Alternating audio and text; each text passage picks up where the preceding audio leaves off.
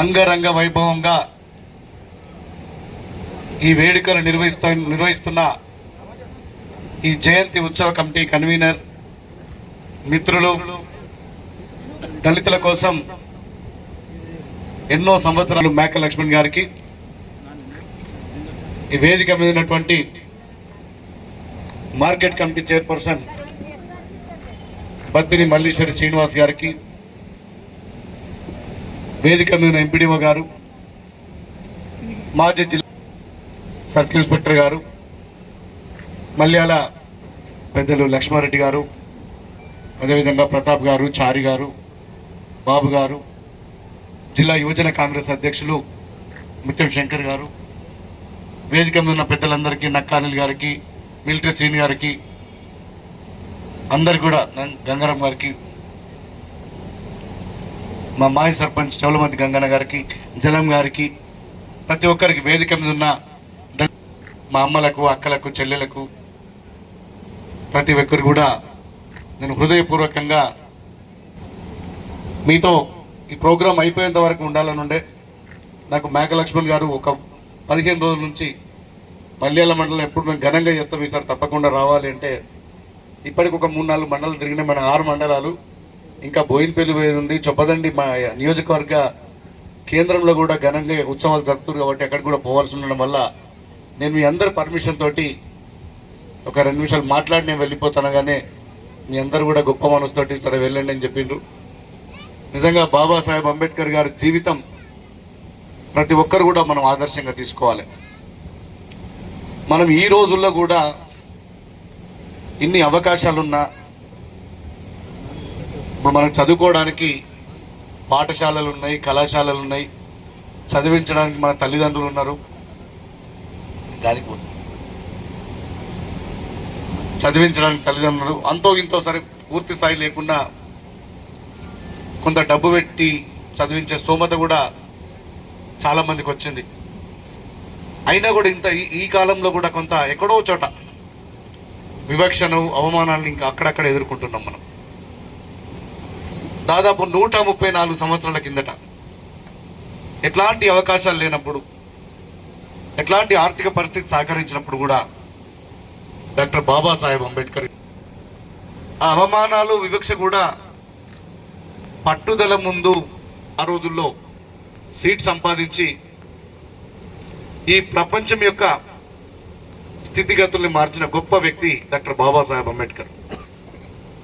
బాబాసాహెబ్ చాలా మంది ఏదో ఒకటే సబ్జెక్ట్ చదువుతారు, సైన్స్ చదువుతారు, కానీ బాబాసాహెబ్ అంబేద్కర్ గారు ప్రతి రంగంలో కూడా నిష్ణాతులు. ఆయన గొప్ప ఆర్థికవేత్త, గొప్ప న్యాయ కోవిదుడు, ప్రతి రంగంలో కూడా ఆయనకు పట్టుంది. అంతకంటే ఒక గొప్ప దేశభక్తుడు. ఆ రోజు స్వాతంత్రోద్యమ సమయంలో ఒకవైపు అంటరాని తరానికి వ్యతిరేకంగా పోరాటం చేస్తూనే మళ్ళీ జాతినంతా ఐకమత్యం చేసి ఆనాడు బ్రిటిష్ వారికి వ్యతిరేకంగా పోరాటం చేసినటువంటి గొప్ప వ్యక్తి డాక్టర్ బాబాసాహెబ్ అంబేద్కర్ గారు. ఆ రోజు రాజ్యాంగం రచించాలంటే అంత మేధస్సు మరి ఎవరికి ఉంది అన్నప్పుడు ఒక అంబేద్కర్ గారు తప్ప మనకు ఎవరు కనబడలే ఈ దేశానికి. ఆ రోజు అంబేద్కర్ గారిని రాజ్యాంగ రచనా కమిటీకి చైర్మన్ గా చేసి వ్యక్తి. ఇలా ప్రపంచంలోనే ది బెస్ట్ కాన్స్టిట్యూషన్ ఏదైనా ఉంది అంటే మన డాక్టర్ బాబాసాహెబ్ అంబేద్కర్ గారు రచించినటువంటి భారత రాజ్యాంగమే. మనకు 1947లో స్వాతంత్రం వచ్చిన సంగతి అందరికి తెలుసు. మనకు స్వాతంత్రం వచ్చిన సందర్భంలో అనేక దేశాలకు కూడా స్వాతంత్రాలు వచ్చినాయి. లక్ష్మారెడ్డి సార్, దాదాపు ఒక 40-50 దేశాలకు మనతో పాటు ఒక సంవత్సరం అటు ఇటుగా స్వాతంత్రం వచ్చింది. కానీ ఏ దేశం కూడా ఈరోజు ఇంత పటిష్టంగా లేదు. మనం ఒక ప్రజాస్వామ్యాన్ని అడాప్ట్ చేసుకుని ఎంచుకొని ఈ ప్రజాస్వామ్యం 100% పరిడవిల్లిస్తుందంటే ఆ రోజు నిజంగా అంబేద్కర్ గారు రచించినటువంటి రాజ్యాంగం వల్లనే. ఇలా పక్కనున్న పాకిస్తాన్ ఆ ప్రభుత్వం ఎప్పుడు కూలిపోతుందో, ఎప్పుడు మిలిటరీ ఎవరిని కాలుతాడో, ఎప్పుడు ప్రభుత్వాన్ని కూలుస్తామో మనకు తెలియదు. ఇట్లాంటి అనేక దేశాల్లో మనకు ఎగ్జాంపుల్స్ ఉన్నాయి. కానీ మన భారతదేశానికి మాత్రం ఎట్లాంటి చెక్కు చెదరలేదంటే ఆ రోజు బాబాసాహెబ్ అంబేద్కర్ గారు రచించినటువంటి రాజ్యాంగం. అంతెందుకు 60 సంవత్సరాల నుంచి మనం తెలంగాణ కావాలని కొట్లాడుతున్నాం.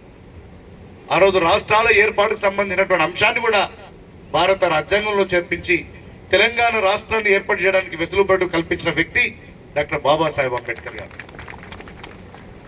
నేను దయచేసి అందరికి ఒక్కటే చెప్తున్నా, అంబేద్కర్ గారు ఒక కులానికి ఒక జాతికే మాత్రం కాదు, యావత్ భారతదేశానికి సబ్బండ వర్గాలకు నాయకుడు అంబేద్కర్ గారు. ఇలా మా కులానికి నాయకుడు, మా కులానికి నాయకుడు దయచేసి చెప్పే ప్రయత్నం చేయకండి. అంబేద్కర్ గారిని అన్ని సబ్బండ వర్గాలు గౌరవించినాడే నిజంగా మనం ఆయన ఆశయాన్ని మనం నెరవేర్చినట్టు అవుతుంది. కేవలం అంబేద్కర్ గారు మాల మాదిగలకు మాత్రమే నాయకుడు కాదు. ఇలా స్త్రీల కోసం పోరాడిండు, కార్మికుల కోసం పోరాడిండు. ఇలా ఎకనామిక్ ఇలా ఈడబ్ల్యూఎస్ రిజర్వేషన్లు రావడానికి కూడా ఆ రోజు అప్పుడున్నటువంటి వెసులుబాటు ఇవ్వడమే అంబేద్కర్ గారు. దయచేసి ఆలోచించండి. అంబేద్కర్ గారి రచనలు మనందరం